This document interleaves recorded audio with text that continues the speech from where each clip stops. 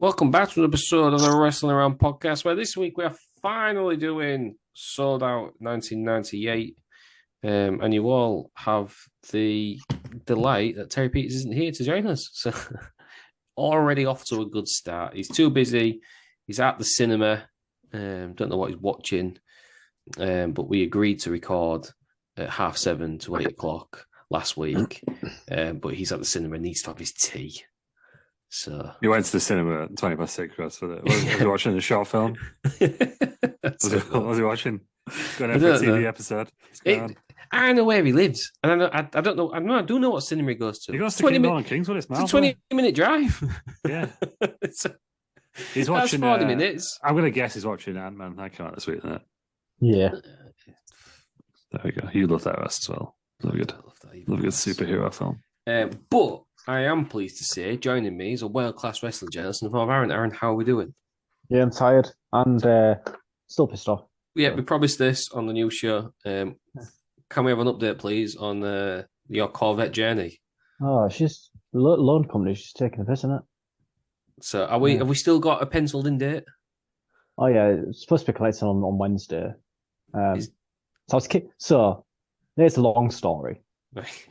Thursday. I think it was Thursday. I was kicked off because I was like, what's going on with this loan? You're taking the piss. And I want documents sending out to me today or I'm going elsewhere. So finally got them out to me. The loan company requests that you only send the documents out or back through the post. Right. I'm fucking living in the fucking 90s. Relying on fucking Royal Mail. So, that is true. I've had to send it special delivery guaranteed for tomorrow, which is Monday, obviously. In recording time. They're saying basically they're aiming to get the funds to make account ready for Wednesday when I collect the car. So right, we'll see. So we're still on. We're still on for it then. Still hopeful. Yeah. Worst case scenario, it's going to be the following Monday. Right, which will be the 6th. That's not too bad then. So about a week. Worst case, about a week. No, good news is though, I didn't onto my insurance. Only an extra £16 a month. That must make you feel old. I don't know. My Mini cost me 50, and to add a fucking V8 6-litre Corvette on, it's cost me an extra 16 quid. Yeah. So I mean, only older people can get insured on cars, can't they? Yeah. I remember. And I'm now a proud member of the Corvette UK group. Nice. And I've got a jacket with the logo on. Yeah, and I'm sure you plugged the podcast to this group. So if you are joining us from the Corvette UK group, then welcome. We need to get like a decal to go in like car window. Yeah, that's what we need to do. So when I go to the Corvette shows, rest around sticker in the window. Everyone's what's that? Rest around? Yeah, but I'll be turning for my EV anyway. Why? Yeah. Right, fuck your people. Being a heel. Yeah, but you can put like what culture or something in yours because everybody just Sidgwick's face on a decal. They get loads of stick. People, why are we getting all these bad reviews? Yeah, all these angry Corvettes. Oh God! Oh, good news about the insurance though. I remember when I was 17, tried to get insured on the car, so it was like 16 grand or something. So. My first ever car, I had a Peugeot 206 diesel 1.4. Cost me £3.5 grand to insure it. Kept it for 6 months, and got rid of it. Bought myself a 2.2 Honda Civic, which then cost me 1,400 quid. Must have been the bad boy car. There must be Peugeot, not Peugeot 206. Yeah. Bad boy car. Young kids want them, don't they? 17-year-olds want them. Right, joining me, Lou, you're Ross with you. I am. Yes, I am here. I got big news. Oh God, what have you done this week? Have you decided that you've gone to like something diet in order to make you live your boring life 3 days longer? No, it's not diet, Ross. I started a new show about the Burger King, and I've now moved on to a Battenberg.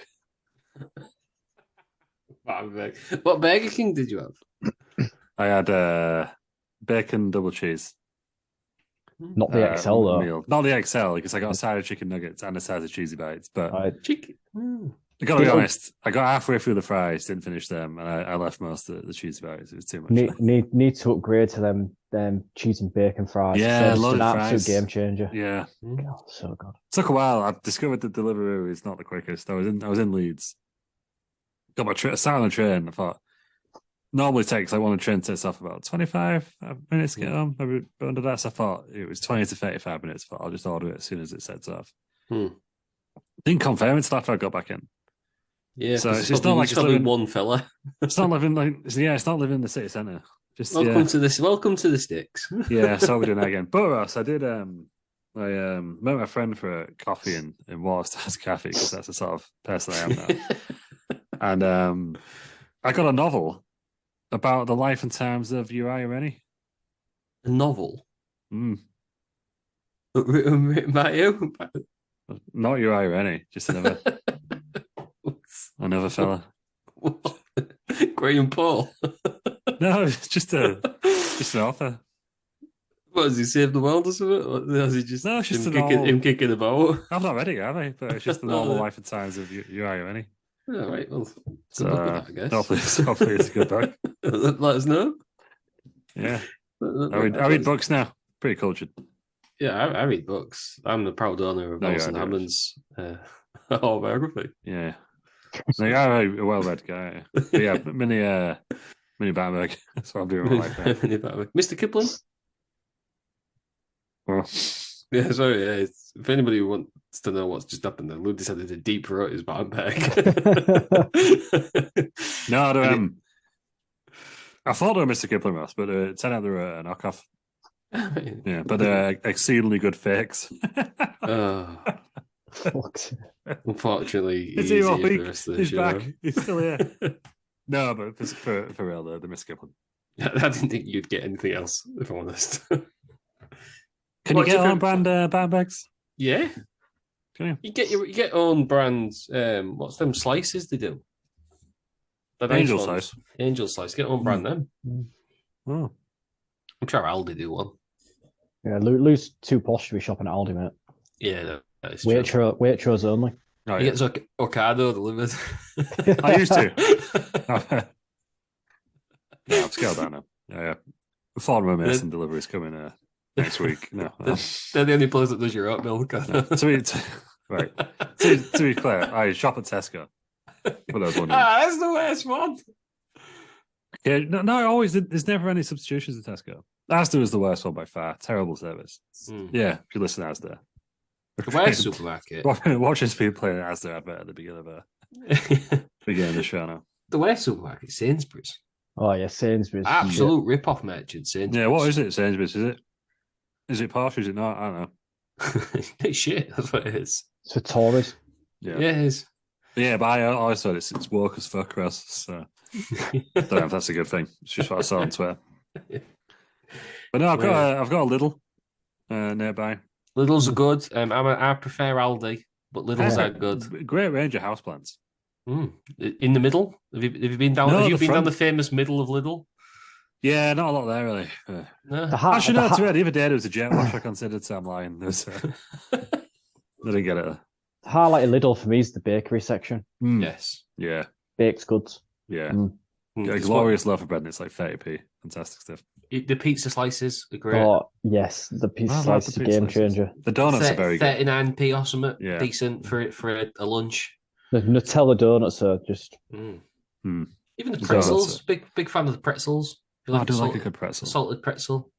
Yeah, they're good. The bakery is good, and it's anyways. My problem is with the Lidl. It's right next to Papa's Fish and Chips, so I'm hungry when I go. So I drive past the Lidl, getting chippy, eating too much. Can't be bothered to go shopping, and I have to drive home and then put my bags back in the cupboard. And it's the most depressing thing I've ever done in my life. Yeah. So I have to now.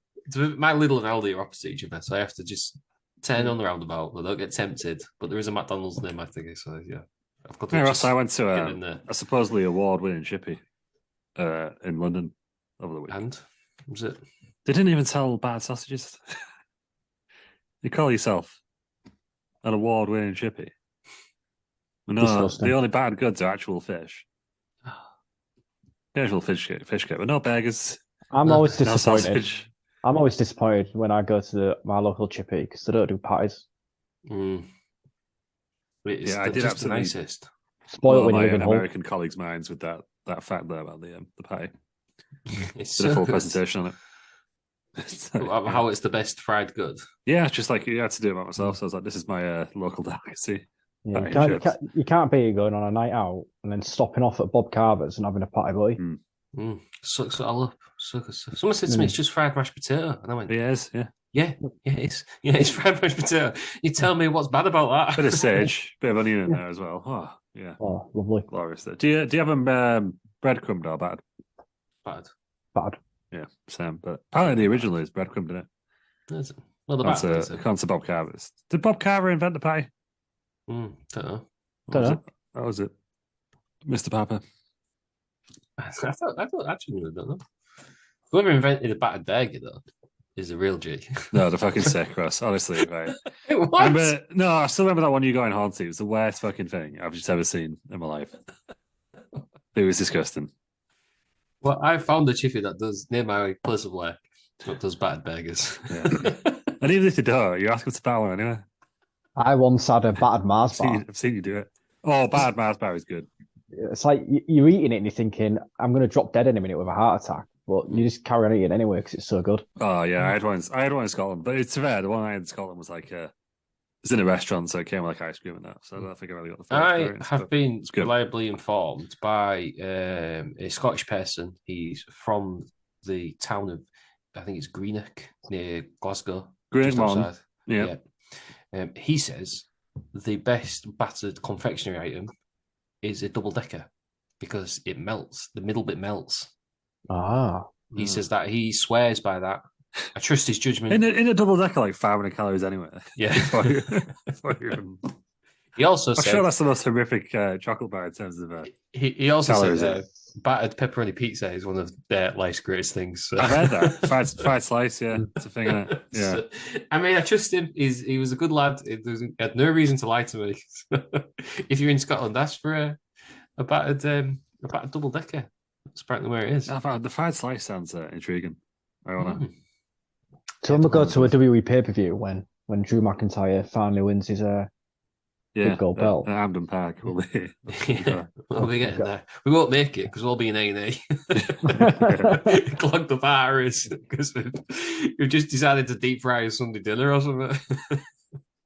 Hang on a minute. We can't ask him because he's in here. I'm assuming Terry can't have batter. No. Fucking hell. You won't be able to out, will he? It's all fried the same stuff. He'll probably die from old age before we get there anyway. So. Yeah, that's true. That's true. Yeah. Is it cinema that night anyway? So I can't make it. Is it cinema? Probably eating confectionery that's not battered. What's wrong with him? No. Exactly. Terry Peters takes in the sandwich. You know what I mean? He don't pay. He's not paying cinema prices. No, if that man gets pied down, it's in an inside pocket in his jacket. He goes in. He takes stacks into the cinema for sure. There's no way Terry's going. Yeah, I'll pay £4 for that popcorn. It's no, you can't do that. He spends 5 nights a week at the cinema. He'd have to remortgage his house, won't he? Terry Peters goes into the cinema having pre-wrapped all of his sweets in cling film so he doesn't make a noise. Tell me I'm wrong. No, I believe. Tell me I'm wrong. That is correct. I bet he's got like a coat where he just has like an extra pocket. You know, it's like that kid from Recess. You know the cartoon. Yeah, it's got loads of. Terry Peters up these coats with loads of sweets in it. That's a different allegation. Isn't it funny how things work out? No, I was going to try and steer off that, but Terry trench coat. Right, we are doing finally Souled Out 1998. We are following on the NWO storyline. Has it peaked? Yes. Should it have finished? Yes. Has it though? No, in a big way. Does it carry on after this pay-per-view? Yes, absolutely. Can we make that the tagline of the show? Should it have finished? Yeah. Oh God, it's more of a play than the bloody Saw films these days. Isn't it? I have serious beef for this pay-per-view, which we will get on to. Oh God, this is 1998. NWO was going in 2000. Going in like 2004, mate. So, it never finishes. If you think about it, it never. When did it truly finish? WrestleMania 31. yeah. When Sting lost. Yeah. Oh God. Well, we've decided now. Anyway, we're just doing WCW, aren't we? Yeah. So because go to the end of WCW, and then we can start on TNA. Yeah, there's a few we've do the weekly ones here. No, there's a few we can skip on out because we've already done that. The North Events is Starrcade 97. I've been counting down the days, Ross. Like Uncensored 98, we don't have to do. We've already done it. Right. That's soon. That's around this time. Yeah, it's only one more, and then we're there. We've got a break. Got a month's break. All right then, so we are in Dayton, Ohio, the Hara Arena, 24th of January 1998. Thankfully, only 5,400 people there. Yeah, while you're finding the menu, the tagline is "Hell hath no fury like WCW Souled Out." Yep. What a tagline. Well, that doesn't make sense. I'm looking at the poster here. It just says "Hell hath no fury like ... That's it.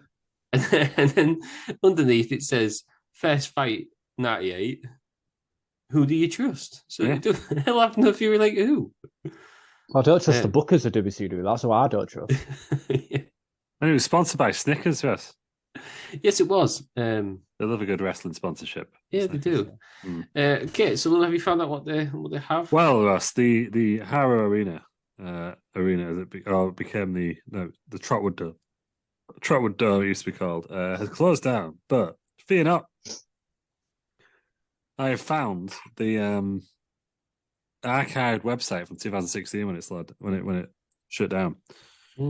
Cannot find the menu there, but it does have in-house consulting, catering, decorating, drainage. What? Drainage. Drainage. It was ideal for trade shows, exhibits, dances, and receptions. And I can tell you that the last event was Bill Goodman's Gun and Knife Show. Right. Don't know what happened there. What is shit? Is there a reason why that was the last event? Yeah. did that go horribly wrong? I don't know if there's anything. I believe it looks like it became a just became. Oh no! Hang on, Hara Arena. There we go. See if it's still on. That's what one. It's got several arenas. It was a. Yeah, no, I'm afraid there's no menu, but it did say it hosted concerts, sporting events, ice hockey, basketball, indoor football, wrestling, motorcycle events, etc. Also had graduations and rodeos. Right. Not a bad seat in a house, in the words of Sean Mooney. But yeah. Friend of the show, Sean Mooney. Right then, so we've got on commentary our regular team of Tony Schiavone, Bobby Heenan, and was the Brain there? The Brain was there, wasn't he? Bobby Heenan is the Brain, Russ. I didn't. Who am I missing? The Dust. The Dust. The Dust. Is Dust who was there? He starts on it though, doesn't he? He does start on it. Yeah. Yes, he does. Well, Wikipedia have missed him off. Outrageous. We also get Mike Tenay. For the first match, Mike Tenay joins as well, especially for the first match. We'll get to the Dust later on. Just ridiculous, absolutely ridiculous. One of my favorite wrestling moments of all time. Really? Yeah.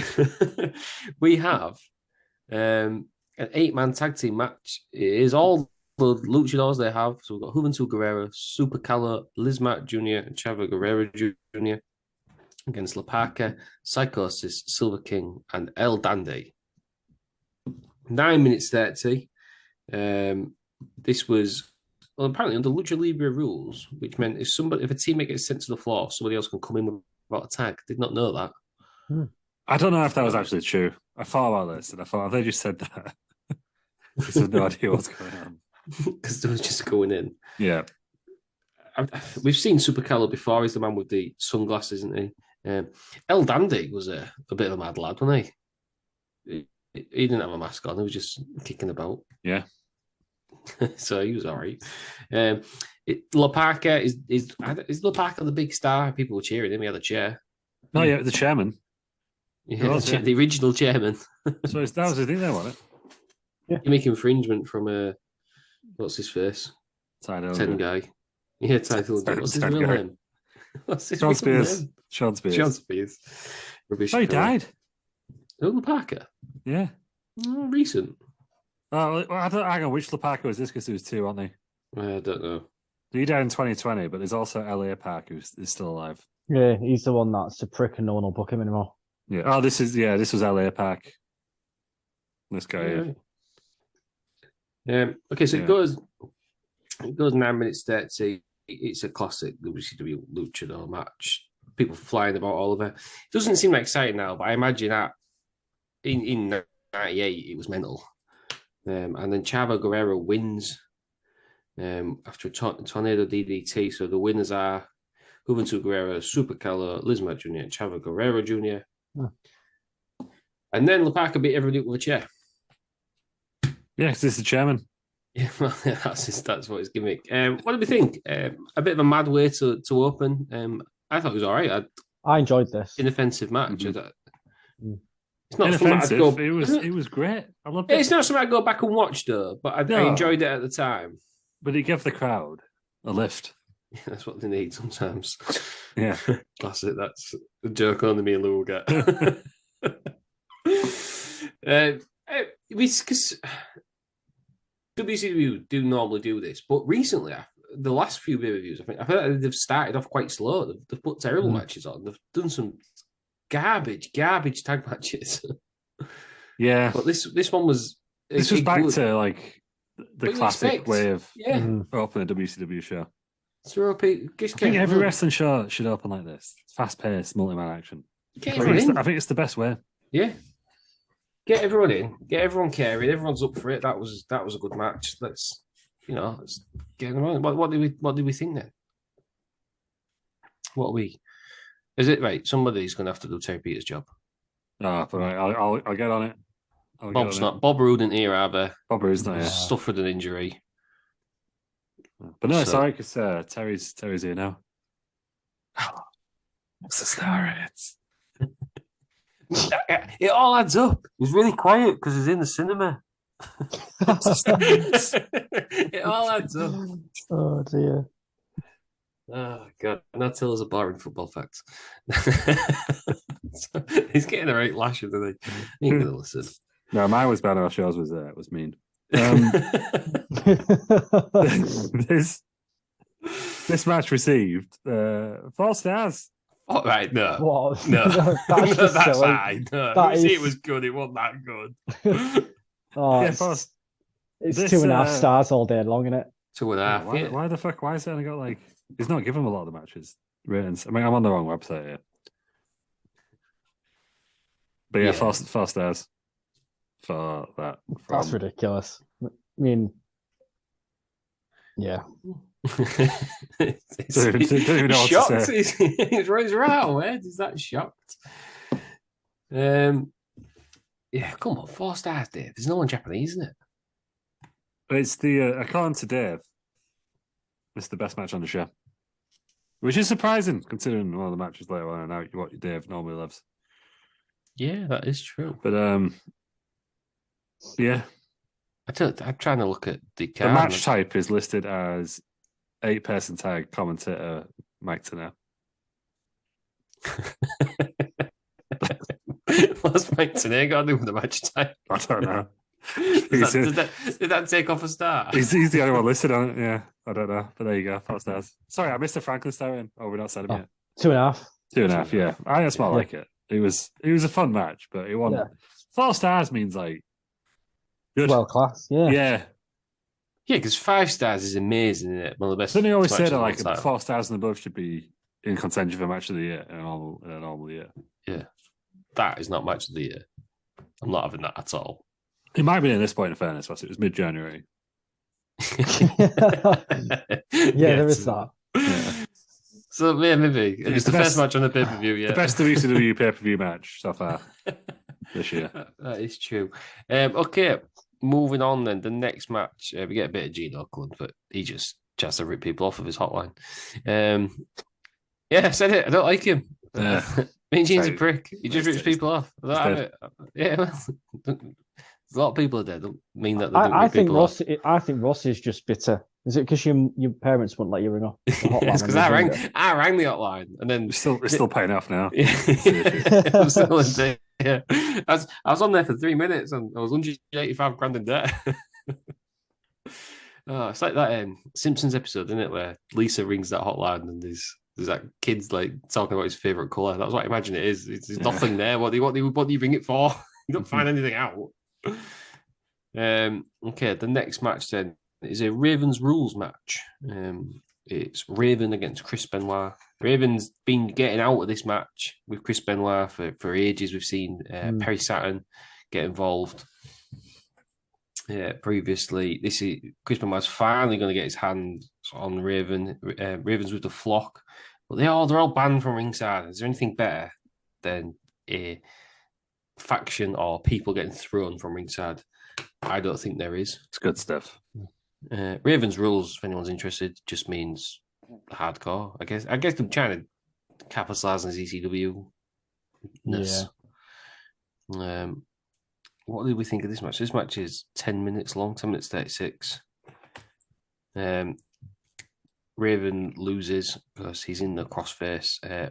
He's smiling, but he passes out whilst he's smiling. So I guess he likes the pain. He's a tortured and twisted individual. Chris Benoit won. All right. I mean, people say he's one of the greatest wrestlers to ever thing. I think he's boring.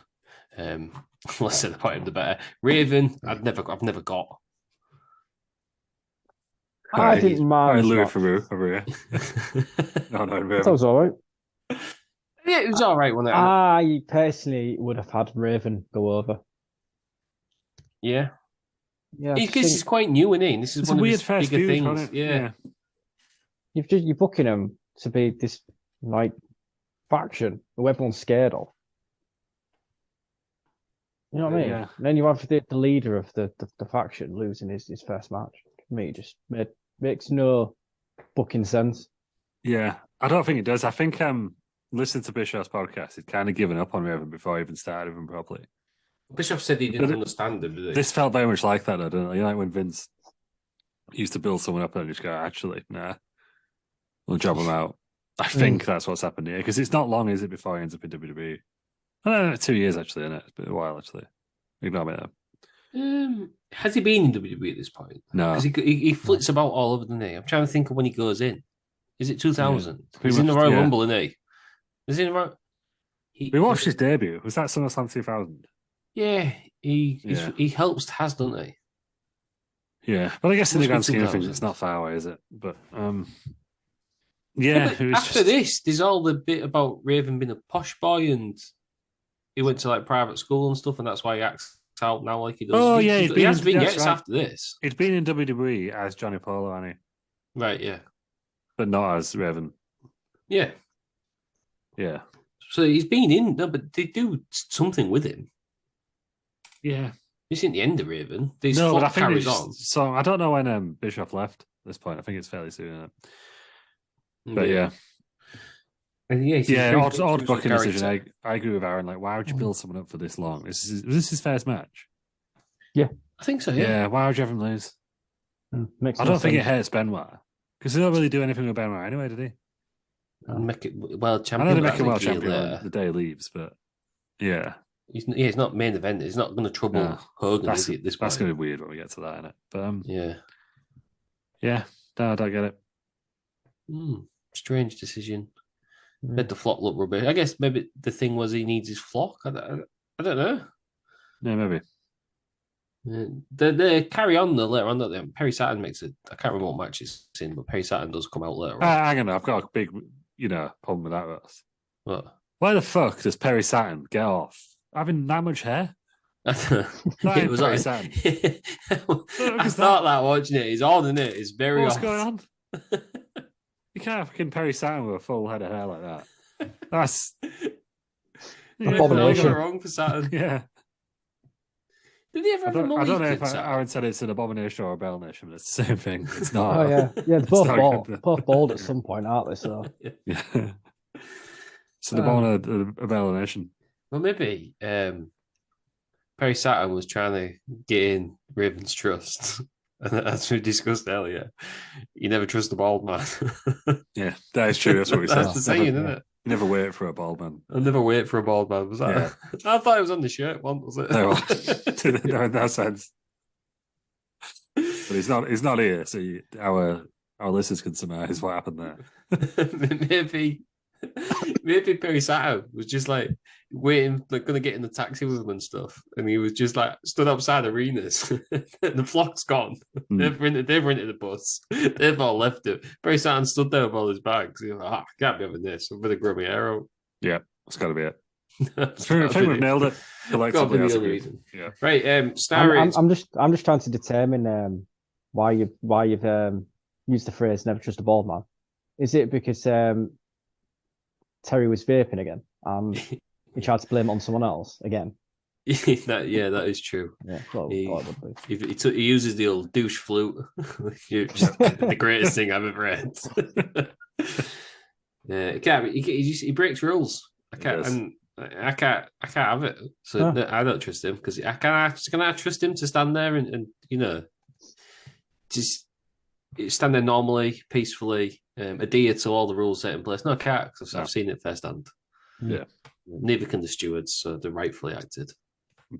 Yeah, that's it. I had no choice. Star ratings, please. All right, so Big Dave gave this one 3.25. Oh, that's high. It's 2 stars all day long. He's feeling generous today, ain't he? All day. He must have been now. Yeah, because he's not seen any of the NWO yet. Oh, this doesn't last. I'll tell you that now. I'll tell you that for now. 3.25 is the joint third best match on the show. Right. But the real rating is 2 stars.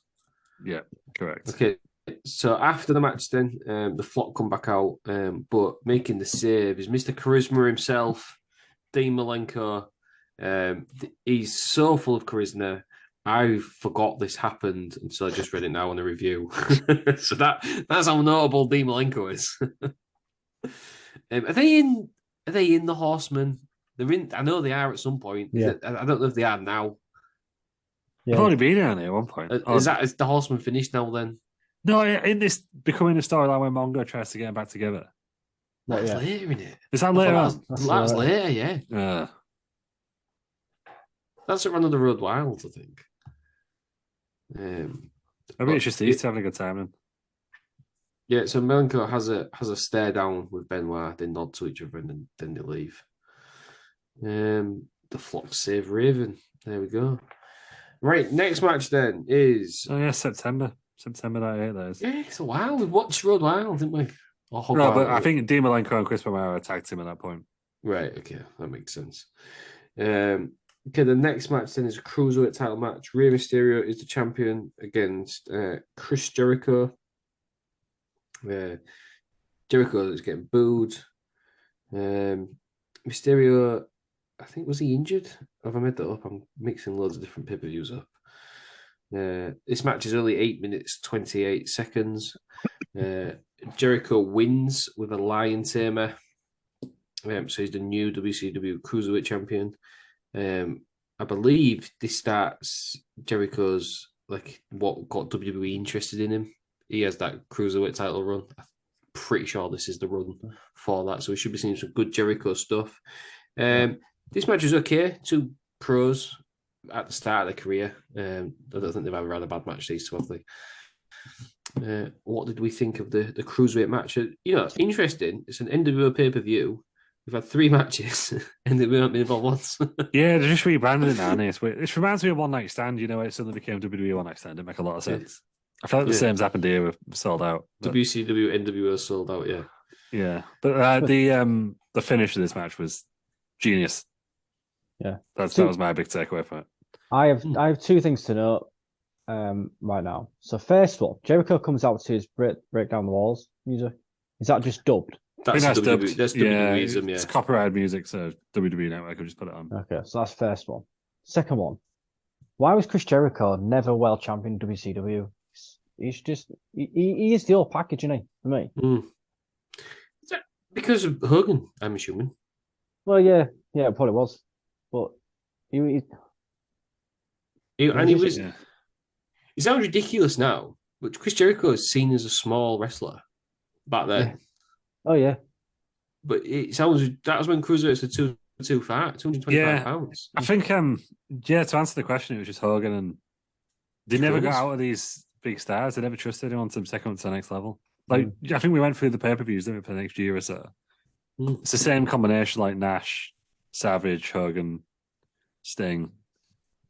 It's just those guys, and there's no one really new gets even let in the fold until it's too late and Goldberg comes in. Yeah. But WCW did want to keep him, though, didn't they? Because Jericho didn't. They offered him a contract, and Jericho never signed it. Yeah, he kept telling you want them, to keep him because you want to stop him going somewhere else. It's like how many times have WWE like signed people to stop them going to AEW, even though they're not going to do anything with them themselves? It's just the same thing, isn't it? But he kept telling them he'd sign it. AEW did it the other way around. If they renewed Brian Cage's contract, he's not been on telly for like 6 months. Yeah. Well, Jericho kept saying he would sign it, so they wouldn't bury him on TV. Yeah. Clever. He's smart.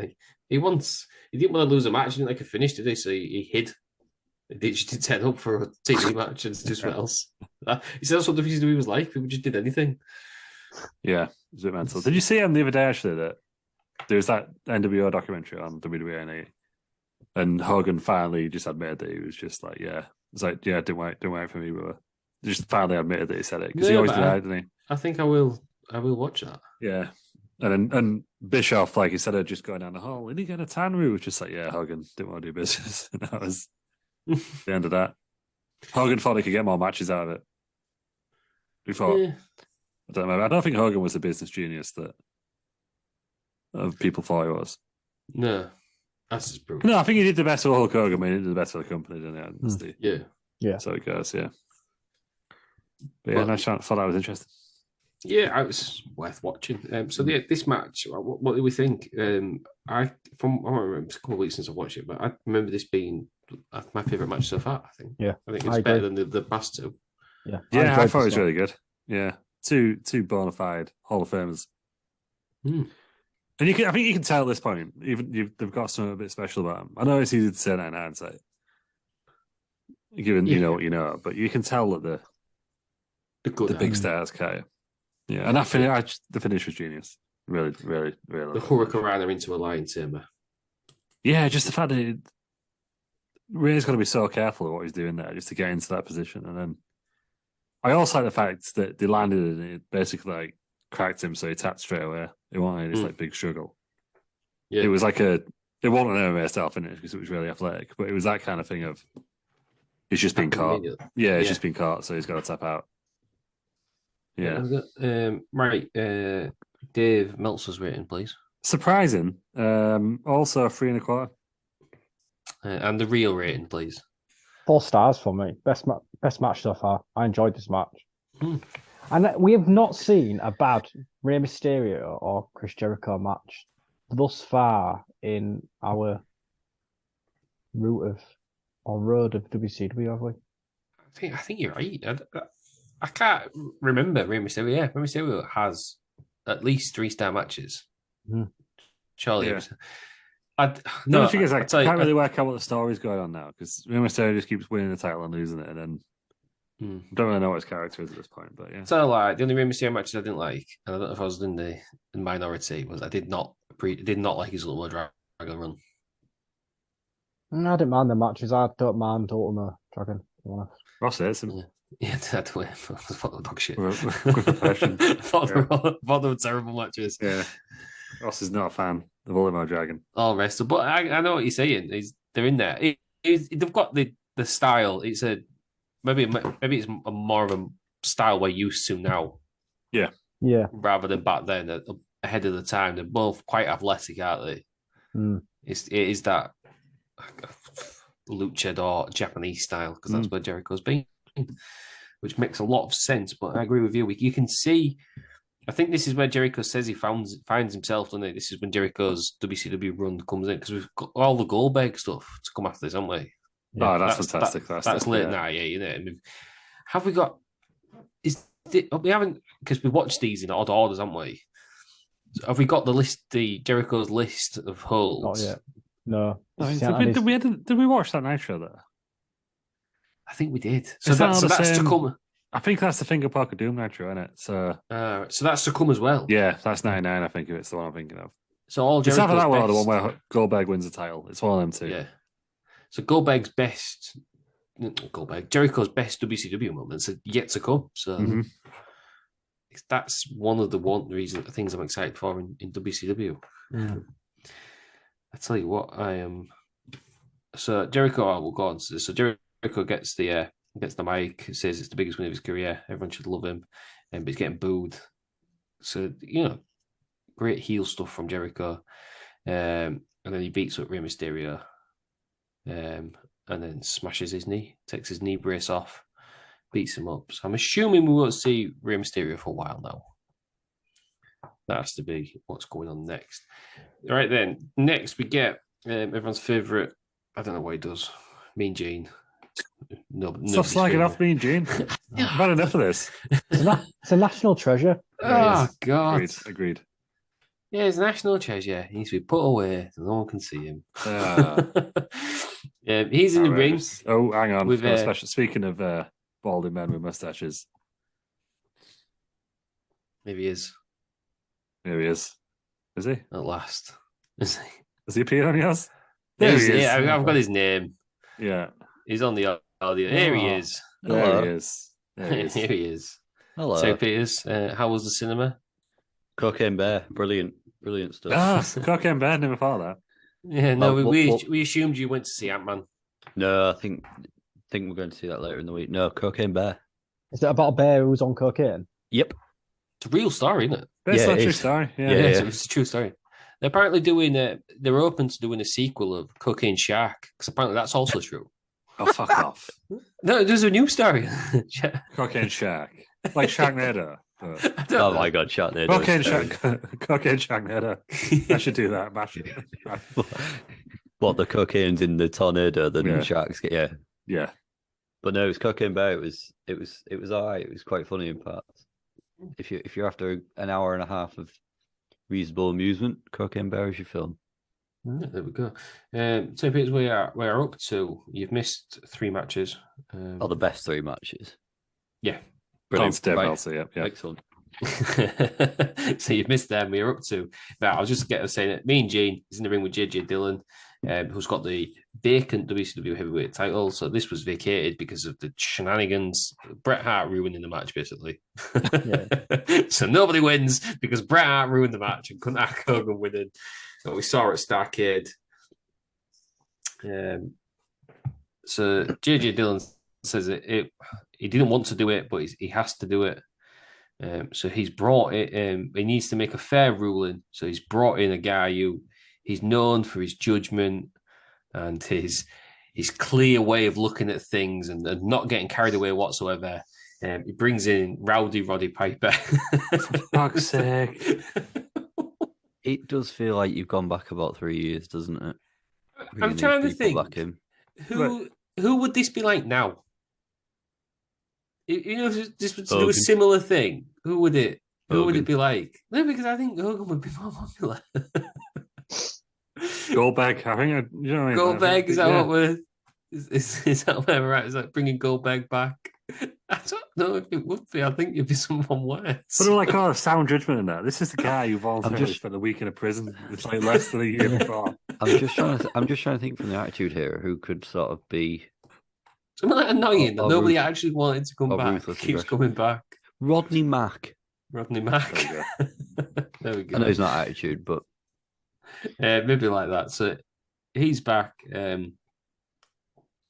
Piper says he made the match at Starrcade, so there's no big mess around it. So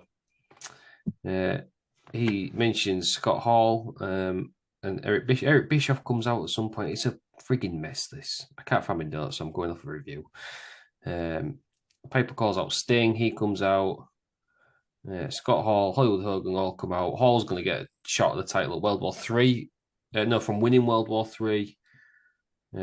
Everyone's waiting to hear Piper's decision. It's ridiculous. Piper says Hall definitely has to get one because he won the Battle Royal, but he can't get his title shot. So then I can't actually remember what happens. Hall storms off, doesn't he? It's a mess. Yeah, he tries to give the belt to Hall, doesn't he? And the Hall doesn't get it. Is this? Are they sprinkling in the split Wednesday? Yeah, I think the Wolfpack NWO. When's that coming? It's very, very soon, I believe. Yeah. Let me just do a quick Google. It's not far off. I don't think. They're trying to sprinkle that in. See it here, can't you? Yeah, at the minute. So in the end, Piper says that he's going to make a match at Super Brawl between Sting and Hogan for the title. And then that's when Hall walks off in disgust. So, I mean, it was a very long, convoluted segment that could have been done on Nitro. Yeah. But WCW going to WCW, in it? What a waste. I mean, not that I want any of these matches to be longer. But, well, to be fair, the main event could have been longer. What an absolute waste. Do you really want this main event to be longer? Would have made more sense. I thought it was far too short. What a waste of 10 to 15 minutes. Yeah. They could have put on a match that was missing from the card, in my opinion. Yeah. A match that would have made the pay-per-view worth watching. Yeah. It's obviously a Mongo match, isn't it? Do you know what? Actually, this segment was great. You know, you can't have a WCW pay-per-view without a Mongo 8-star match. So, I agree. That's why I didn't enjoy this pay-per-view. Will be taken into consideration with the overall star rating for the match. Look, you got to put your big stars on. What's the matter with you? Yeah, Goldberg. I'm probably sure the match. Yeah, right. Instead of this, no. This story is just stupid, though, isn't it? They really, I maintain they should have just ignored the fact that it wasn't a fast count and pretend it was. I think that makes more sense than doing all this shit. Yeah, they make Sting look like a right idiot. They turned him from like Bret Hart look like an idiot. Yeah, he's an idiot. Is it? Why aren't he being fired for one? Why ain't he out there explaining why he did what he did? He basically, yeah. It's basically at this point, right? They got this new guy in. They gave him a refereeing license so he could referee to all guys. He sticks his horse to the main event and reverses a perfectly good decision. Yeah. And then, but also with Sting, they've admitted that he lost his first match cleanly. It's so stupid. It's so stupid. They should have just pretended it didn't happen. Like, yeah, my conspiracy is that Hogan slipped, what's his name? That's the rumor, isn't it? I was going to say Charlie Sheen, what's his name? Nick Patrick. Nick Patrick was mentioned. But that's the rumor that's been around forever. That Hogan told Nick Patrick to do a normal count to make Hogan look stronger. But I think even so, they should just pretend they didn't. They should just pretend it was a fast count at this point. It makes more sense than why would you mess up your full story down just for one mistake? Yeah. So now we're having Sting and Hogan again. Hall's been moved back. Are they trying to make chicken salad out of chicken shit, or do you think it was always going to split the NWO into two warring factions? I think they're just making up as they go along. I think that's what contributed to the downfall eventually, is that they didn't really know. But I think Bischoff's quite critical, isn't he, of creative? When Russo comes in, that he doesn't really know how to end his stories. I don't know if Russo's here at this point. I don't think he is, but it just feels very messy. Very messy. No, Russo's still a year away. Russo's is he still? Yeah. So really, this is on Bischoff. Really. Yeah, this is Bischoff's mess as well. Yeah. So he's got to take some of the flack as well. Do it on Nitro. Didn't need to. I hate segments like that on pay-per-views anyhow. But if they were going to do this essentially, they should have just ended the NWO at this point. Yeah, I think the NWO at this point is starting to get a bit stale. Yeah, starting to get stale. Well, you know what I mean. If this was a loaf of bread, it'd be like the mold would be on the sides now, wouldn't it? Yeah, and it'd be you'd be like, you can't even cut off this point. This was a loaf of bread. You'd be able to get penicillin off it. That's how bloody stale it's got. Jesus Christ! It should have been. Ross, no, there's still time. You can't go to that analogy yet. We've still got at least 2 more years at the NWO. That's discussed. 2 years of the NWO. Oh God! Technically, 17 more years if you think about when it ended. Really, 2015. So, what an absolute joke! We've had 2 Roddy Piper matches in. Is there a more colossal wisdom money than Roddy Piper? Lex Luger? Yeah. Bret Hart. Mongo? Bret Bret Hart no. just comes in, fucks up the main event, and leaves. We'll be having bad words said about Mongo, thank you. Yeah, I just ignored that. I won't be taking part in that. Right, should we move on? Shit, that Mongo. I would kick you, but I think it'll ruin the recording. Yeah, I've got the power of the host. Okay, the next match is a title match. It's WCW TV title match. Booker T is the champion. He's going against Rick Martel. What the fuck is this? I enjoyed this match. I didn't think it was that bad. Oh my god! If you compare it to the match, I think after this as well. Any of the matches after this. Yeah, I was going to say anything. This was beyond this point. Yeah. Oh, you changed my name to Dave Meltzer, for God's sake. I mean, Booker T is getting a singles run now. So at this point, he's traditionally been a tag team wrestler. It's quite obvious, as much as I like Stevie Ray and I like Harlem Heat, Booker T's the star. That's quite obvious. There's always one in every tag team, isn't there? That's better than the other one. By a long way, it's Booker T. There's a lot of criticism thrown at WCW for not creating new single stars and relying on old WWF stars. Yes, they do that a lot. However, maybe they didn't push people as much as they should, but I think they are creating newer stars. Booker T is going to be a star later on. They have DDP as their homegrown star. They should have pulled the trigger on him. You can even say... I think you've just nailed it on the head there, Ross. They just don't pull the trigger on anyone. They get them to a certain point, get them to upper mid-card, and then it's just like they hit that glass ceiling. But, Goldberg was a star. They did pull the trigger on him. And then they ruined it. And then they tried to stuff the bullet back in the gun. But even like Scott Steiner, yes, the Steiners have been around for a while and they've been all over, but as a tag team... so I mean, they did create stars. They also kept people hanging around so on. But I think you can see what they're trying to do with Booker T here.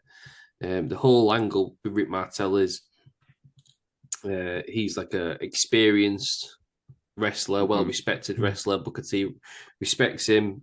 He's trying to win his respect for all the match. So Booker T eventually wins with his Harlem Hangover after 10 minutes 50. And then at the end, you would think, Rick Martel's pissed off because he's been beaten by the younger guy. Steals the belt off the ref. Could have just asked the ref. Can I do that, mate? And then raises Booker T's arm aloft with the title to... It's not a passing of the torch moment, but it's an acknowledgement of Booker T. For fucking Rick Martel. I'm with Terry on this. Well, I thought this match was all right. It was a nonsense.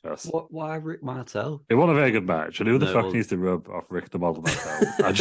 I'm sorry. It don't make any sense. But man, I've wrote the crowd simply didn't care, and neither did I. Yeah, I agree with Terry. What a point! Talk about pointless signings and waste of money. Rick Martel, the ball in just for this. Nah, rubbish. I enjoyed this match. They could have just used someone who was already on the roster, surely, if they were going to do this. It's just unnecessary. Agreed. Surely they have enough old guys on the roster already. I thought this was all right. This was my second favourite match. What? I do like Booker T, though, so I think I am swayed by Booker T. No, happened. I thought it was all right. Good 3 stars for me, this. No, oh my god! No. I'm going to let Terry resume his usual. One there star. We go. 1 star. One star. Oh, that's harsh. I think that's fair. I think Dave's right. Nah. He's all over the place with these ratings, Bob Meltzy. 2.5 stars all day long. No, that was the same as the opening 10 match. 10 minutes 50. Right. The opening match got 4 stars. Yeah, 4 stars. Well, I got 2.5 on the Franklin events. Yeah, what? Yeah, it's not a 4-star match, Peter. It was all right, but it wasn't. I love them first 3 matches. Yeah, but your favourite matches. Vampiro and the Kiss Demon or Coco Beware and Owen Hart against the Head Drinkers or some stuff like that. Good matches. I think Terry's been smoking the same bag as Dave Meltzer in this interview. Wait, what is in that vape, Peters? No, I am. I have not been on the vapage on the old douche flute, but yeah, but you're on the Tories in the wrestling community, Luke, having shit takes. Great takes. I wouldn't say that if I were you, Lou. Yeah, come on, Ross. I'm a legend. You're on badtakewrestling.com or whatever it is. Yeah, I was, but no, that's just a bunch of nerds on it. In the mum's basements. Yeah. I was giving you real facts. Yeah, if you didn't enjoy the last match, God, I don't know what you're going to think of this match. It was just pointless, that match. I just don't understand why Rick Martel. Suddenly Rick Martel was there, a big enough legend to give people the rub. It's only a mid-card title. Who do you want? Have you seen Rick Martel's full WCW career? Yeah, I can't imagine he did a lot. It started in 1998 and it finished in... Oh, yeah, that's right, 1998. July 1998. So he came in with this bullshit. He came in January and then went in July. Yeah. But he had to do. He's from the territories, isn't he? Rick Martel. You know what I mean? In there, does a job, gives the right people the rub. Booker T looks better. Yeah. He became the French commentator. Well, there we go. Someone's got to do it. Guess they have. Right. Speaking of commentators, then we'll go on to the next match. We have Scott Hall with Louis Spicolli against Lou's favorite commentator, Larry Zbyszko. Larry Zbyszko! Well, legend. Again, continuing his feud. What the fuck is this? This is the greatest wrestling moment of all time. Oh he's promised to have somebody on his side to level it up against Spicolli. And who is it? It's only the Big Dust who gets up from his seat at ringside and goes down to the ring with him. In a suspiciously, what is now suspiciously tightly buttoned shirt. That's true. Buttoned all the way to the top. Look ridiculous. You should have known something. His hat as well, didn't it? Yeah, the hat was brilliant. The WCW hat. It just looked like a block. I don't know if the crowd really knew it was Dusty. WCW were never any good at music, were they? For pops. They never played the music at the right time. What I will say is, this is finally the first time that we knew he was coming down to the ring before, like, the commentators were talking over it, because they actually had proper nameplates and actually went to the mic, the guy, announcer man. So I was all for that in the show. But I know what you're saying on this. Actually, while we're speaking of production, how off-putting was the old spray painting hand? Oh, God, yeah. Every time I was like, what the hell's going on? It was fine doing it. It was when it was coming out of it and it went backwards. Yeah, don't make any sense. Yeah, it's all a bit odd. Anyway. Right, okay, so the match is what it is. It's Larry Zbyszko against Scott. But we get to the end of the match, and Spicolli gets involved. He breaks some stuff up, which sends Dusty Rhodes into the ring. He's giving it the flip, flop, and fly. He's hitting the bionic elbows, but he hits Zbyszko instead of Scott Hall. And then he goes down accidentally, but Big Dust does his best Magic Mike impression, takes off that top, and underneath is the NWO. Why does anybody want this? I'll be honest, I thought this happened a lot later than what it did. Yeah, so did I. I'll be honest, why does it need to happen? No, it doesn't. Big Dust, no one wants this to happen. Because it was one of the greatest wrestling moments. Oh my Christ. This is your thumbnail. Right, yeah, I've already made it. I've already made the thumbnail. What were we saying? What part of the bread is Dusty Rhodes? Oh, I don't know. The glorious tiger crust. This was this, or was it not? Some of the best commentary you've ever heard in your life. Schiavone was not happy, was he? He sounded genuinely devastated. Even the brain was. This was. Well, what does the brain do? Because he's the heel. Like, yeah, anymore. They were disgusted. It was a bit weird. They just didn't want to speak, and I just went, "Get an out here," because I didn't want to do the commentary anymore. Brilliant stuff. Yeah. So the crowd was disgusted. Right? Great heat. What a moment. I think it's on the next night of Nitro, isn't it? Where they're asking him, or it might be on the next pay-per-view, where they're asking him, why do you join the NWO? And he says, well, if you can't beat him, join him. Yeah, there that's we go. the famous line, isn't it? Yeah, but they weren't doing badly. What's the WCW at this point? Yeah, they were on the upper hand, weren't they? 6 months ago, maybe I would have got it when they had all the titles, but now... Do you think at this point, because obviously, as Terry says, it's, it did provide one of the greatest moments of all time, but also it seems pretty pointless just to join in the NWO. But at one point, they were going to make fun of the NWO show. So do you think they were going to use him as a commentator? I don't know when they gave up on that dream. Yeah. I'm That's assuming the only potential defense I can make from. Unless Thunder was going to be Wolfpack against Hollywood. No, I think in the end they got Bret Hart in to put him on the show instead, didn't they? Right. He was going to be the big selling point rather than. So then why do this? Because Bret Hart's in. I don't know. Actually, I don't know when. You got rid of your own theory there. Yeah, I haven't. Once again, it asks more questions than it answers, I think. But it was a legendary moment. We can all agree. Big Dust turns heel. Fucking Big Dust. I think this is the point. I remember, when he did that Monday Night Wars documentary, it was the one on the NWO. I always remember it clear as day. There was like a voiceover that was like, yeah, there was too many people joining the NWO. And as they said that, they showed this picture of Dusty taking his shirt off and revealed his NWO t-shirt. And I was just like, yeah, good point. Didn't he say like they was letting anybody in? Or something like that? Something like that. It just shows Dusty. Well, I agree with Aaron. I thought this was miles later. I thought this was right at the end. Yeah, so did I. I was thinking about this the other day, right? And Paul Heyman and Cody Rhodes, great promo. Yeah. We would have never got that if it wasn't for this moment. Because here's my theory, right?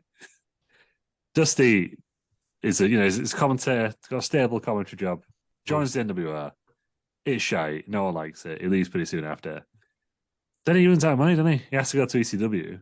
Thus, really, this is responsible for the WrestleMania 39 main event. This moment. Yeah, definitely. Oh, yeah. So it's a great thing.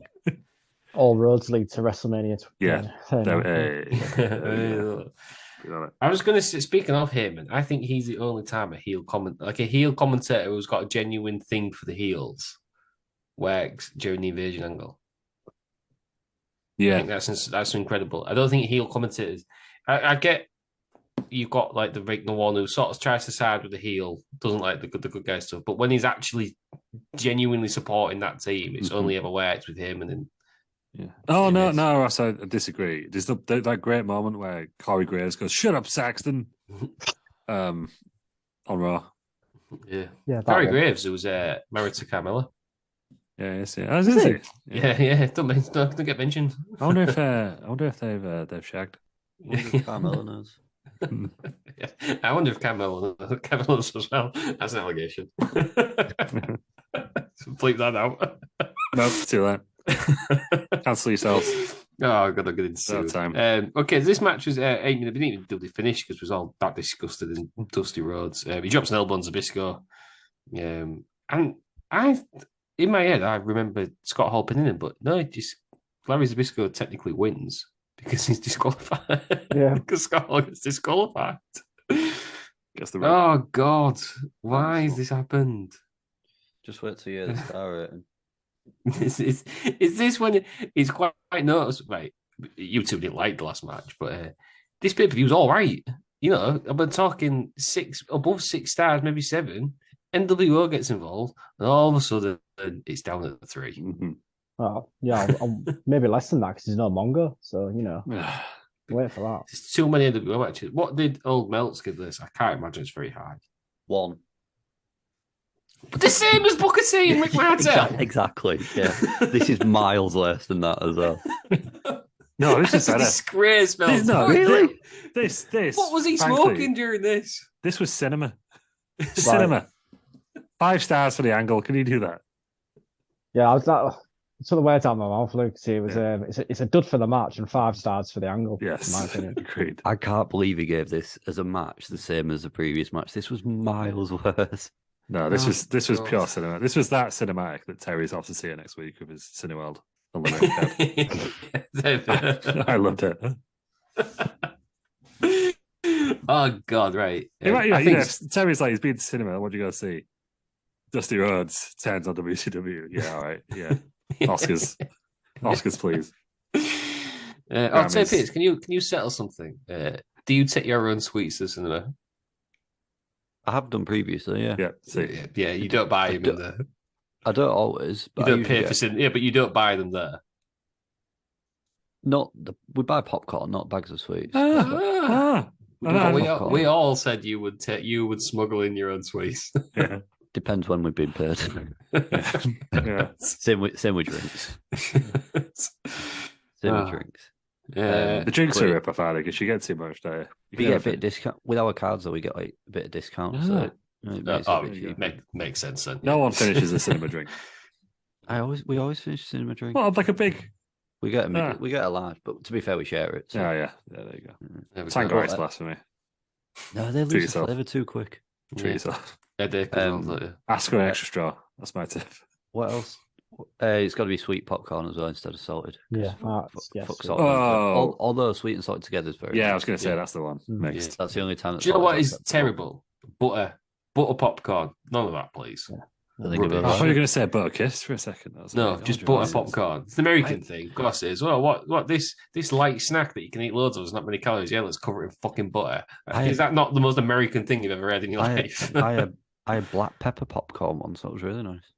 Crisps. They do them, don't they? They do it with crisps.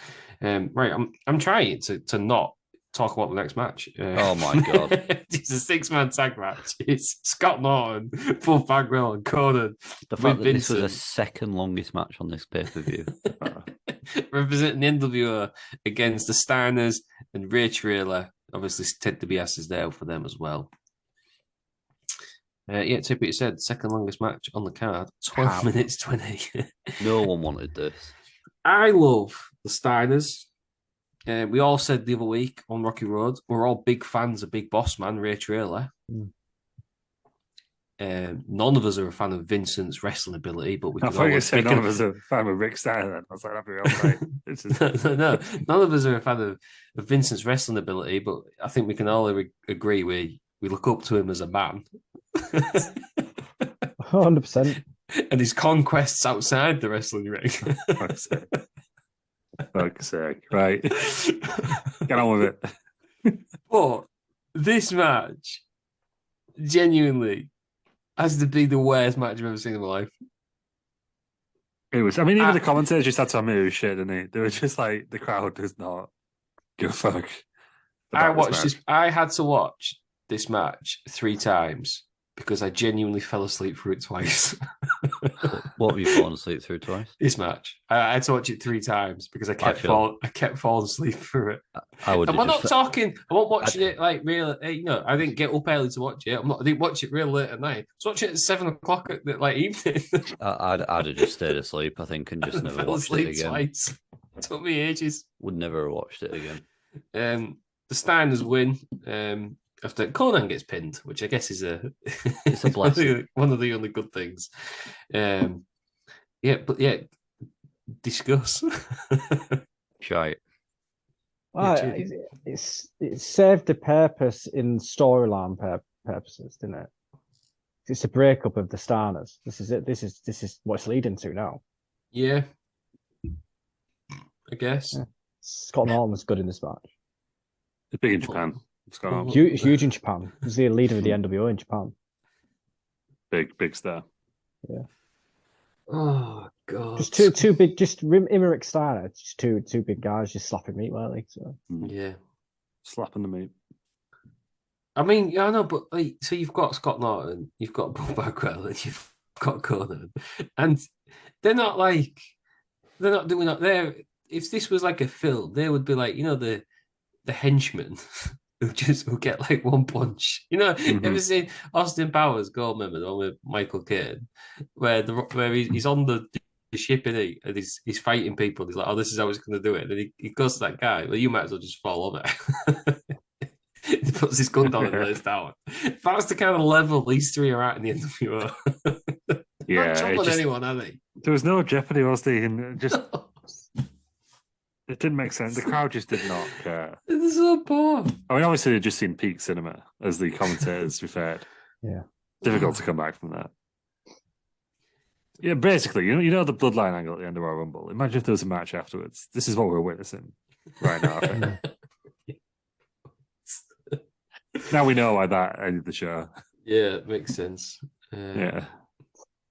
Paul Mike Senego wheeled out the commentary. I was happy that I was in this match when I went just like get to now. Yeah. We don't. We're too sad. with two sides of commentator. Oh, this is just. It's one of my favorite WCW pay-per-views of all time. I think it's just classic WCW. It just absolutely falls apart. Yeah, it just descends into chaos. Shivani just was like, obviously he didn't say it quite like this, but basically I'm paraphrasing slightly. But it just went a bit shit this match, didn't it? Like halfway through it. And nobody cared at all. No one cared about anything in this match. Like all the crowd's muted. You could see him just going up and down to the toilet. It was glorious. God.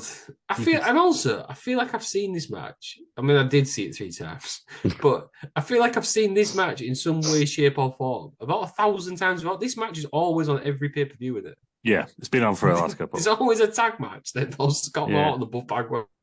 I guess he didn't have many tag teams. No, it didn't. When did he stop being a Big Bubba? I don't know. These are questions I'm asking. Someone do the star ratings, please. Put me out of my misery. This was rated a dud. Yeah, it's a 12-minute dud. That's generous. It's generous, that, isn't it? It's minus 2.5. Yep. That's what we're here for. That's the real quiz. Right, the next match. So let's just swiftly move on. Kevin Nash. Oh my Christ! With dinner, he said. Lewis talked about cinema before. This has got pure cinema in it. He's with Hollywood Hogan and Eric Bischoff. He's against the Giant. Finally having a match at the last pay-per-view. If you remember, Kevin Nash didn't show up. I think he legit no-showed, didn't he?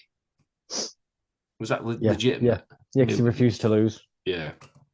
So it's against the Giant. Being billed as two big lads because Kevin Nash is massive, isn't he? This match is 9 minutes, and there's nothing that really happens in the match. A few shenanigans and stuff like that. There's a chair involved and stuff. But Hogan, the eagle-eyed but watches at home, has come out with a cup of coffee. Oh, good. You are mentioning. I was like, there's definitely something there. Hang on. How do you know what? Sorry. What substance is there? He's come out with a cup of what I can only assume is a hot beverage. It could have been hot tea, I believe. It says on commentary. Again, some of the greatest commentary of all time. Oh God. No, right. It's right. That's right. Could have been coffee. They think it was coffee, but they said it could have been tea, right? Yeah. I've got some choices that also could have been Bovril. Bovril, yeah. Oh, I had half a cup of gravy this week left over from my dinner. Could have been gravy. There you go. Or you snacked it. Yeah, because I had roast potatoes and mashed potato for dinner this week. And what? Hang on. No, you had roast potatoes and mashed potatoes for dinner. What, and anything else? Yeah, gravy. So you had 2 types of potato covered in gravy for your dinner? Yeah. Because the restaurant around the corner that gives them away for free on a Sunday, I happened to walk past. I got makes sense.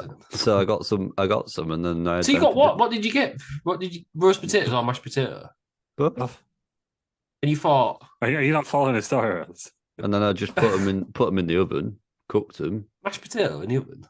Well, I put that in the microwave. The roast potatoes in the oven because they were beef dripping ones, and then just had them for dinner. Made a bit too much gravy. Put it in the cup and just drank the cup. Had half a cup of gravy. Finished my dinner off. It was lovely. When that's not an acceptable meal. It is. Of course it is. I've had 2.5 bread cakes today. That's risky for you. Yeah. That's why you only had half the last one. That's not an acceptable lunch, though. Why? 2 types of potato and nothing else. And gravy with it. Got something else with it. Right, it's not just me, is it? It's like a patty and chips, I guess. I'm on Terry's side, yeah. I think you're wrong, Ross. You're insane. You just saying how much you love patty and chips, and yet you can't have mashed potato and roast potatoes. I do. What's wrong with you, Ross? Good roast potatoes as well. Consider this show my resignation from wrestling. So yeah, I had half a cup of gravy left over and just necked the gravy. Yeah, there you go. So yeah, it was like Bovril. You are feral. What? So you've never had KFC gravy and finished it off by up the Bovril? I know. I finish it. I finish it with my chicken. No, nobody.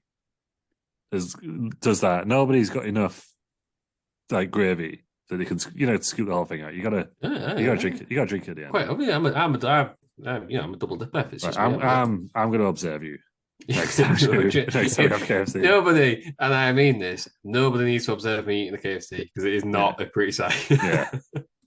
I'm going to. So I think this. I'll get a full chicken leg and I'll bang that in the gravy. Actually, I've got a picture of me double potato. Let me send you it. Right, back to the match. Anyhow. We've got 3 minutes to end the show. So I know. I'm trying my best. Sorry. Okay, so it's all kicking off. Hogan hands his hot beverage, hot viscous could have been hot chocolate to Kevin Oral Nash. piss could have been. He throws it at the Giant. That's not acceptable for a dinner. Absolutely not acceptable. And then that's not enough. He low blows him, but he thinks, hang on, the Giant hasn't suffered enough. I will try my best to murder him. I can only assume that the liquid that was poured on him was contributing to the dropping of the jackknife. No, like not being able to get a grip on him. Kevin Nash has no fucking business trying to lift a 500-pound man that high. I was reading about this. He was legitimately injured, and they turned it into a storyline that he was trying to break his neck on purpose. The brain thought he was dead, didn't he? I think I mentioned that last week, didn't I? Yeah. It was horrendous. It was genuinely up there with Sid Vicious's leg breaking and how horrendous it was to watch.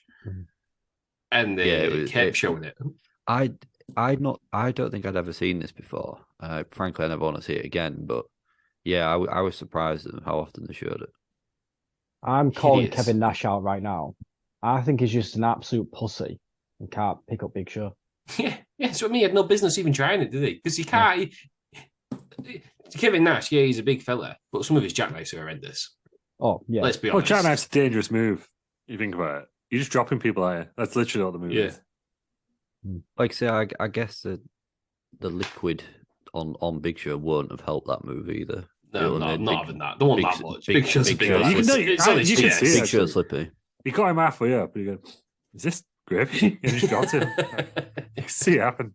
It's only one man. It's only one man who has business lifting Big Show, and that's John Cena. He's the only one that can do it. No, Big Show always says, doesn't he, that John Cena's the one where he felt safe being picked up by him. Yeah, John Cena, strongest guy in WWE according to Big Show. Yeah, I'm not surprised. John Cena, Edge. As I say, he did Big Show and somebody else did it. Yeah, his Edge fell off before it actually hit the move, which is disappointing. Right, this match then, I can't imagine this is high. It got, I've closed my bloody window down. Oh no, I've clicked the wrong thing.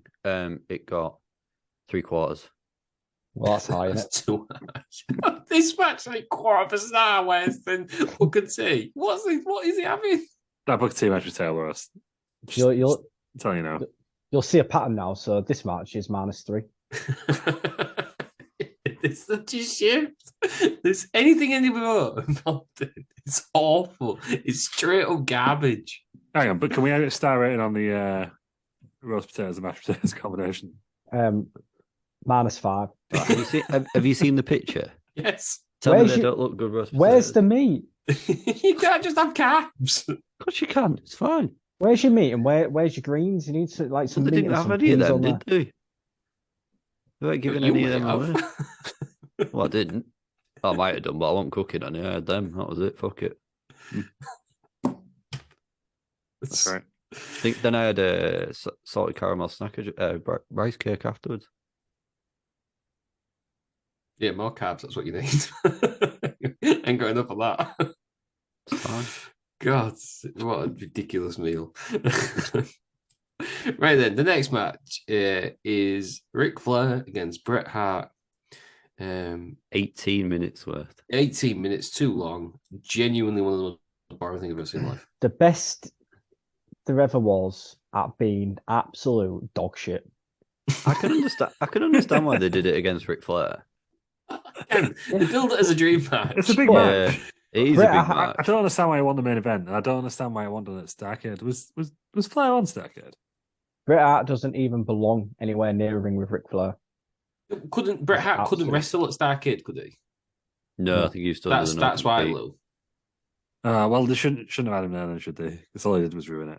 Yeah. This would have been better without what had gone on the month before. Well, he's dog shit anyway, so let's just. It's so boring. Bret Hart wins with a sharpshooter. Wrong decision.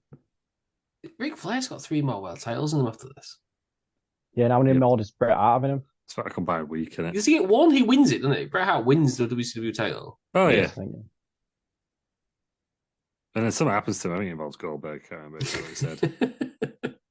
But Goldberg just didn't do a good enough job, in my opinion.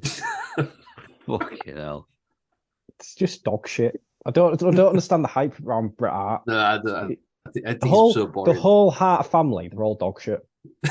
Every single one of them. Apart from Owen Hart. Owen Hart. Thank you. Thank God for that. The only one. Dina's back on side. Owen Hart's the one that had anything about him. Apart from Owen Hart, when he was in a tag team with Coco Beware. Incredible stuff. I mean, you'll find against the Edge Shrinkers, because one of the greatest matches of all time. Great, you're right. Owen Hart also brought us one of the best things ever when the DX dressed up as the Nation. Oh, Jason Sensation. Yeah, that is great.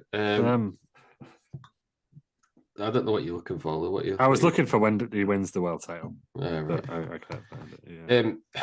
It becomes the United States champion first in July. All right.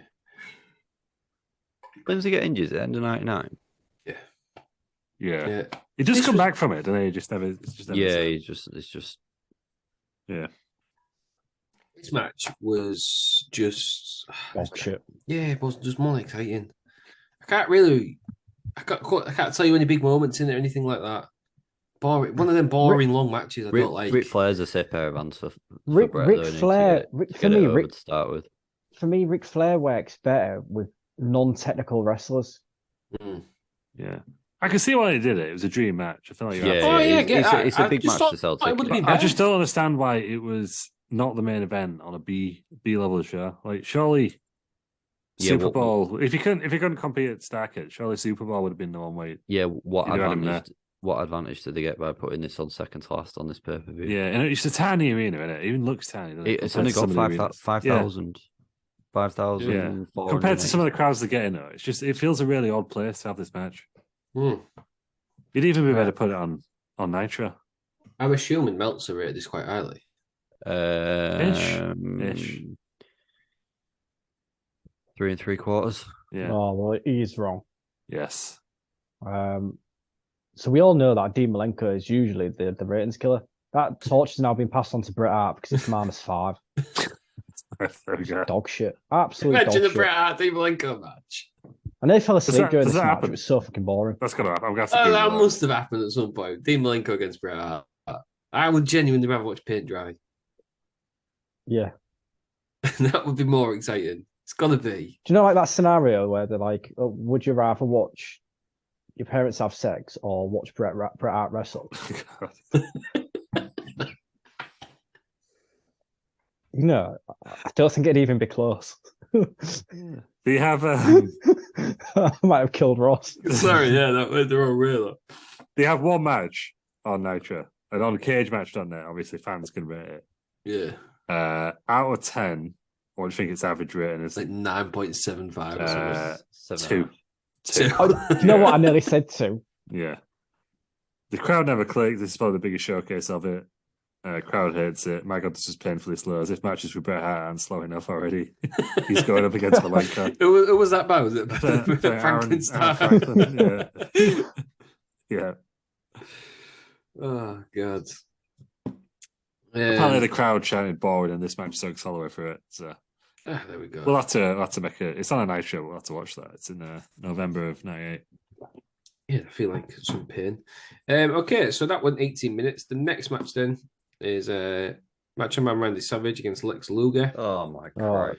The final match of the card. Gone back to 1988. Builds a bed, triple main event. Luckily, it only goes to 7 minutes. Thank Christ for that. This just seems so rushed. Why? Why would they have not done Sting and Hogan? at the end of this match. Or At the end of the night. Or Bret Hart and Ric Flair. Yeah, but Why they just get DDP on the card rather than Lex Luger? Lex Luger's fucking dog shit as well. Yeah, Lex Lex Luger- Luger. he is. Lex Luger's wild. He's got nothing about. Oh, he's got his physique, and that's about it. He's got no very old at this personality. point. What's that?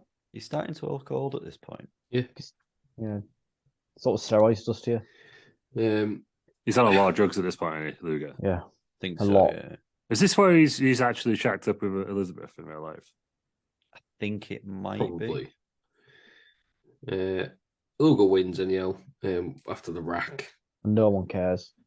And then Scott's already come out. NWO come out. They all start beating down Luger. Sting comes out, makes the save. And then Sting and Hogan. Sting starts beating on Hogan as Luger racks Nash. And then they It was a have good rack, don't he? they have the submissions together, don't they? So Hogan's in a deathlock and Nash is in the rack. They stand tall. Goes off the air. That's our part. This match just felt so rushed. Why I'm not would even sure what the last match went over. Why would any credible wrestler tap out to the rack? Yeah. It just don't look very good, does it? Yeah, It's one I of the think worst moves ever. if we ever do a finisher move tier list, this is going to be right up, right down at the bottom. It is quite painful because you're having like your ribs pushed together, and it's like crushes all. Yeah, but in wrestling, things that look painful don't always look good in wrestling.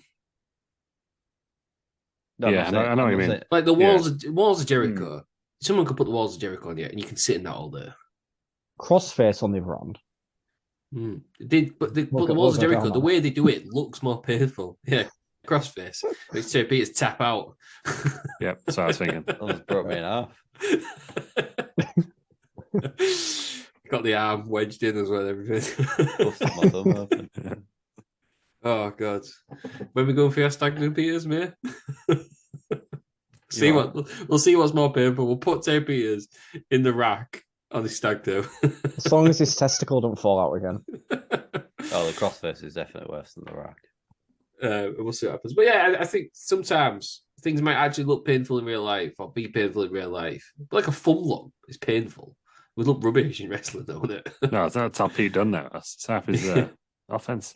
Like Carly's big chop to the head probably hurts because you're getting the shovel to the top of the head. Well, it looks rubbish in the rest of it. It could kill a guy. See, I reckon that hurts Carly more than the other. Depends whose head is it, I guess. Doesn't it? Yeah, like, if you're eating a big old melon, it's going to hurt. Yeah. Umpty Dumpty soft heads. You know what I mean? Yeah. Right. This match is just sort of. It didn't feel like a main event. No, it felt so rushed. I feel like at this point, if Savage starts appearing in the title, he must be kind of threatening to leave. Something's got to be going on. Why is Savage suddenly becoming like a main event player? I know he's in the upper mid card, but he was like tagging with two jobbers when he on Starrcade or whenever it was. Yeah. So what's going on? He was in mid card, wasn't he? He had mid card feuds. Well, he was really, because at this point he must be in like late 40s, and obviously he came as he was a commentator. Bobby Lashley's 46. But different times, isn't it? Like people weren't looking after themselves. He's like, they put him into the commentary role, didn't they? Yeah, it's a bit like someone signing Taz from SmackDown as a commentator and putting him in the main event. Oh, did TNA do that? Yeah. I think he had to retire, didn't he? But that's what it would be like. Yeah. No, I just find it really odd that is they need to push someone new after Hogan and Sting, and it's the pick Randy Savage. When they've got DDP. Yeah. This is where it fell apart. They obviously saw some money in Savage when they signed him, but at this point, there are other people that should be pushed ahead of Savage, and Savage should not be in this position. No problem with him being on a card, but certainly not in the main event of a pay-per-view. This match had no business going on second to last. This match should have been that's what I'm saying. Yeah. That's what I'm saying. Like, if it's earlier in the night, you go, yeah, all right, it is one of them things. But for it to be main event, not a chance. But it's acceptable for him to be on the card, but if it's at a certain point, just not this position. Yeah, and I do feel at this point there is probably still money in Savage's name, but and I guess that's why they're still promoting. But it's just the position of him at the time just makes no sense. Even the Giant Nash would have been better. two big lads. That's, Really? Well, no, not the actual match, but in terms of before when the cards written, that would have been better. It should have been Ric Flair, Bret Hart all day long. If you go on the names, yes, and the kind of the Fighter's Dream match, Yeah. but also it would have de-emphasized the NWO, which I think wouldn't have been a bad thing. Mm-hmm. You know, if your main event didn't involve those guys for once. I guess that's It why was they've on done it, Souled Out. because it's to do with the Yeah. NWO. But again, whilst it is the biggest thing in wrestling this time, I still don't feel as though it needs to be main event every pay-per-view, because this is how you end up with dog shit like this main eventing, rather than something that could legitimately be a main event. The last 5 matches have been absolute dog shit. Honestly, I was thinking that when watching this, like the first 3 matches I really liked, and then in classic WCW fashion, it just falls off a fucking cliff. It kind of felt like a TV special rather than a pay-per-view. This like a Saturday night's main event. Yeah, they were just setting up bigger matches down the line, aren't they? Yeah. If you go in regards to the best match, it should have been Jericho Rhea main event. All day long. Yeah, I'd agree. Yeah. What were those Lucha guys? Rick Martel. Yeah. To be fair, I really enjoyed that 8-man tag match. Yeah. I did enjoy it. For an 8-man tag match, I quite enjoyed it. Yeah, I'm insane. Every show to this day should open like that. And then the Ravens Rules match is exactly what I feel the Ravens Rule match should be in terms of just wrong decision. What goes in it. Wrong. So what were the star agreed. ratings for the main event then? Quarter. Yeah. Well, he is wrong because it's another -5. Yes, that's another -5. It is the wrestling equivalent of roast potatoes and mashed potato. No, but right. I know, like morally, it's unacceptable to have 2 potatoes and that's it. But I'm going to side with Terry again. I feel like I'm doing no all night. Sounds like a class meal, actually, in my opinion. It's not me. They were beef dripping roast potatoes as well, so they were proper good. I know it's just potatoes, but it's 2 different textures in it. Mm-hmm. Yeah, it's ridiculous. No proper creamy mash as well. Yeah, creamy mash, crispy roasts. Yeah, good on you, Terry. You need a meat. Look how crispy that is. Yeah, I'm assuming this is while your fiance was on a head do that you're eating like this, but still. No, this was while I worked from home. Oh, really? Oh, okay. Yeah. No, this was my dinner while I worked from home one day. What day was it? Possibly Tuesday. There we go. Tuesday's dinner. Restaurant quality potatoes, Ross. Cook a chicken breast with them. Cook something. Good sausage, I reckon. Good sausage. I'm looking in the wrong group. I'm trying to find it. I'm looking at our buddy group, not the one with there. Sorry, Peters. So that's been sold out. Not a good start to 1998. I feel sold out. 97 didn't end well. 98 has definitely not started well. Not good for the NWO. It's a very slippery slope from here, and it's just absolutely kamikaze. We're already on. It's making me sad already, Ross. We're one pay-per-view in, and I'm already sad. Let's rate the show then out of 10. We always rate out of 10. What? Terry Peters go first. 3. Yeah. Only because of them first 3 matches. Yeah. Like, if you can split them apart, very good. The rest of it, absolute dog shit. I'd gone 4 for the same reason. I thought it was good, and it won't. I have a lot of factors to consider. First one, if you was just to rate it on the first 3 matches, it's an 8 or a 9 all day long. Agreed. Bret Hart was involved. Luger was involved. There was no Mongo, no DDP. This is it. As really, it's 1. So 1 all day long. It's a 1 star. I agree. I'm going to agree with Dave. It's 3 stars for me. I was going to do it higher, but the more I look back at it, the more I get annoyed at how bad the rest of the show. And I feel like it's not so bad if the start's rubbish and it ends well, because that's what you're left with. But you're left with a 5-minute weird match. I genuinely think this is probably the first time that kind of all 4 of us agreed beyond a certain point that all the matches were fairly crap. Because usually there's something that like we all agree I don't like and you guys do, but at this point we all kind of agree. There was the cinema. We all agree. Yeah, it's easy to look back in it and say, oh yeah, you could do this differently. But to make this pay-per-view better, you'd have more dust, DDP. You take off Lex Luger, add in Mongo, and then you'd have Goldberg come and kick Bret Hart in the head. Yeah, I would have main evented with Dusty turning, and I think he should have got his balls out, just like really. I've got a way to I've got a way to make this pay-per-view better. That's his balls. Don't have it. Well, we've all agreed that this is a terrible pay-per-view, and Mongo's not on it. So what does that say? What does that say? Let's do the math. I generally think that bad pay-per-views, no Mongo. Terrible. Good pay-per-views, a lot of Mongo. It all adds up. It all adds up. Best pay-per-views, Bret Hart getting kicked in the head by Goldberg. For fuck's sake. Can't wait for that day. We're getting him on the podcast. He's let it go, though, to be fair to him. So he appears on like any podcast ever, you'll ask. We'll just say, Bret on a call and slag off Goldberg for a minute. I'll be all over it. He's only going to come on here once, aren't he? Yeah. Right, that's enough. Imagine like Bret Hart coming in. Yeah, that's right, Aaron Franklin. You don't like me, but at least you're not that piece of shit Goldberg. And I'll just move on.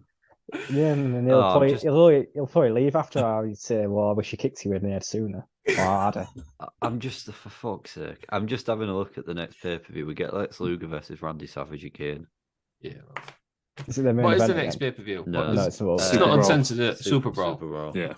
Which will be coming soon. It probably won't be next week. It definitely won't be the week after because we got our maths wrong last week. Well, this is 148 today. Hang on, let me just shut the thumbnail off before I tell you that. Yeah. Is there a Mongo match next week? Nope. Or on the next show? Super Bowl. Oh yeah, there is. Yeah, 6 minutes of them. At least 6 there against the British Bulldog. Yeah, last week was 147. So this is 148. 148, yeah. So in 2 episodes' time is the return of what you call it? Pineapple Palooza 2? Well, it's the Pineapple Palooza Cinematic Universe, Russ. Yeah. That's the umbrella term. Yeah. The actual, I think I told you on the show today.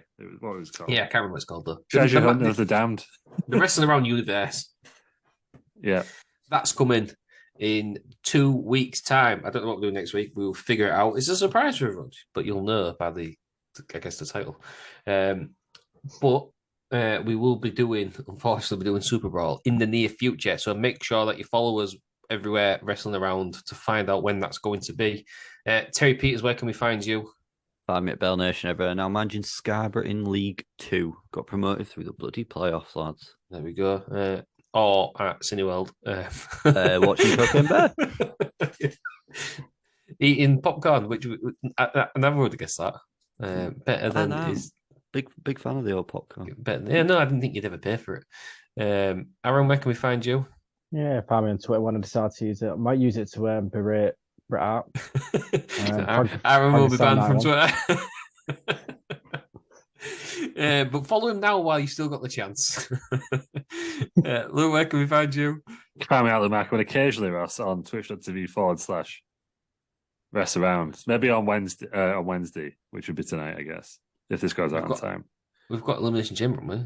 We've got Rest Around Chamber. We're doing a lethal lottery in the chamber, but also just I want people to watch. Big announcement. Behind the scenes. I'd be good at that. If you created them all in Sims, you just had them like kicking about and stuff. That'd be outstanding. But you get a big gorilla in Sims. We'll find out, won't we? But big announcement is coming up. Okay, and you can follow me on Twitter at DUSM. You can follow us all at Wrestling Around or at Wrestle Around. Right, Tim Peters, thank you for joining us. Thank you. Aaron, thanks for joining us. Thank you. Lou, thanks for joining us. Thank you. Thank you, everybody, for listening, and join us next week for another episode of Wrestling Around.